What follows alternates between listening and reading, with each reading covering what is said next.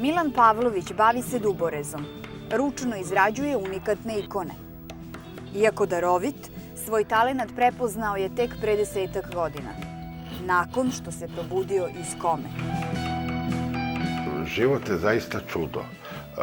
Nisam mogao poverovati u neke stvari da čovek može da se promeni u mnogim stavovima sa razmišljanjem svojim, da počne drugčije živeti i razmišljati. Kada mi se desilo to što mi se desilo, klinička smrt, počeo sam da radim ikone. Zaista izgubio sam i želju i volju da jurim više poslove, da bi stvarao neke novce.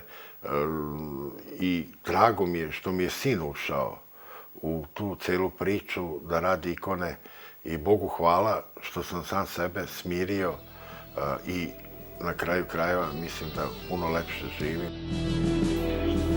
Aleksandar se ocu priključio i njihov kreativan rad vremenom je postao porodični posao.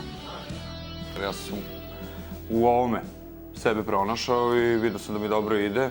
Pored oca, mislim i on me dobro naučio i učitelje što sam imao, isto super su mi preneli znanje.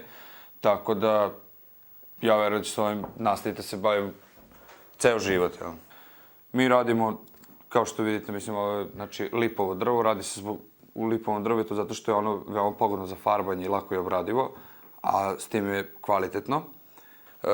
Farbamo i lakiramo po receptima starih majstora, kao što se radilo pre 500 godina. Naprimjer, kako je Stradivari lakirao svoje violine. Znači, to je isti lak, isto pravi se od smole, sve na prirodnim bazama. Znači, ništa nije hemijski ili veštački nešto. Boje su pravljene od biljaka, isto kao pre 500 godina što se pravi. Znači, sve je onako rađeno po nekim crkvenim kanonima i uopšte tom duhu, kao što se preradilo, valjda zato i tako izgledaju.